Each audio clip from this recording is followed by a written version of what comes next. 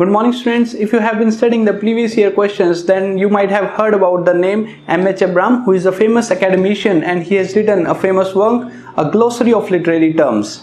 In fact, you will find many questions from that particular book, A Glossary of Literary Terms, in your upcoming UGC NET examination. But here in this video, we are going to talk a little about his another work, which is The Mirror and the Lamp, where he has talked about history of literary theory.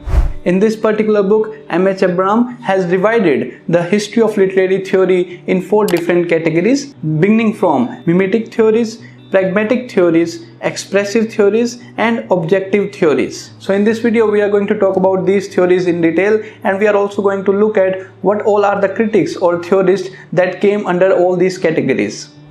So before beginning this video, if you are one of those students who really want to crack UGC NET examination or GATE examination, then you can place your order of our study material on English literature. You can know more about the study material on our website limitlessliterature.com. Check the link in the description below to know more about it. Now, without any further delay, let's begin this video. As we know that it was Plato who began the literary criticism, or you can say literary theory, where he mentioned that art is nothing but an imitation of reality. All kind of art should be banned if you really want to establish an ideal state. So based on the grounds of mimesis, which is nothing but an imitation of reality, Plato discarded the poets from his work Republic. And later on, Aristotle came, who said that art is not taking us away from the reality, but it is taking closer to the reality. Yes, art is imitation, art is mimesis, but imitation is natural to human beings. As a children, we have learned everything through imitation, and whatever great a man has done so far on this earth is through imitation first. A man imitates and learn and grow and then go beyond his own abilities. So for Aristotle, mimesis or imitation was a positive thing rather than a negative one. So we have 2 critics under this mimesis theory, which is Plato and Aristotle. Now let's move on to our second point, which is pragmatic theories. Although the word pragmatics looks a difficult one to understand, but it is very easy. The pragmatic theories simply means that art is to teach and delight. The function of art is not mimesis, but it is about to teach and delight. It is didactic one, which simply means to teach. So it was the Roman critics who came up with these kind of theories. For example, Horace or Longinus. After that, when we study literary criticism in British history, we find that Philip Sidney or P.B. Shelley preaches the same pragmatism theories. All these critics stresses upon the idea that art is to teach and delight. It began with Horace, and then came Longinus, Philip Sidney, P.B. Shelley, so on and so forth. So one was mimetic theories, which says that art is an imitation, and then came pragmatic theories, which says that art is to teach and delight.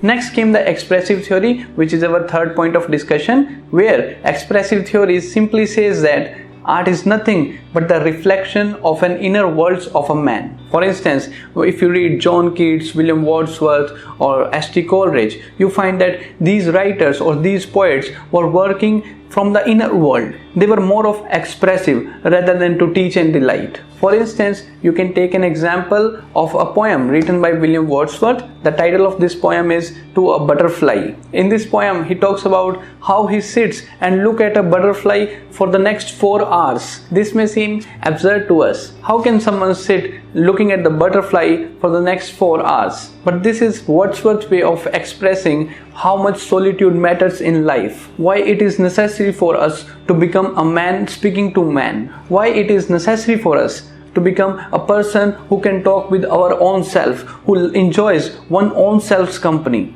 who loves to spend time with oneself rather than looking outside himself. The poems of William Wordsworth are much more private rather than public. For instance, we have an example of Alexander Pope. He used to write the poems for public. But on the other hand, William Wordsworth used to write to express himself.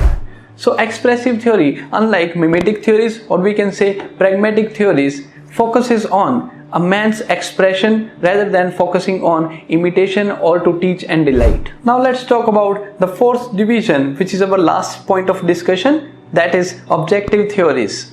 As just now we have discussed that how expressive theories focuses on subject rather than treating an art as an object. A text for them is an object and it is self-contained.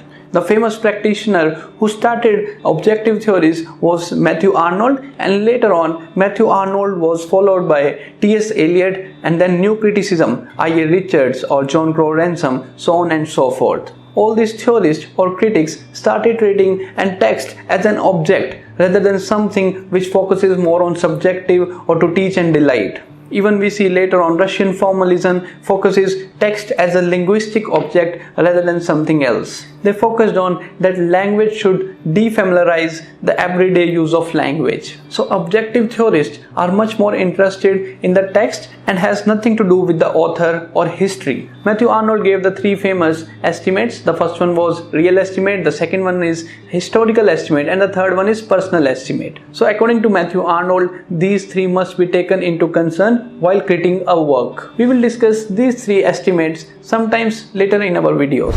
So I hope you have understood that history of literary theory according to M.H. Abram is divided into four phases, beginning with mimetic theories, pragmatic theories, expressive theories, and objective theories. So I hope you found the video worth your time. That's it for this video. Thank you.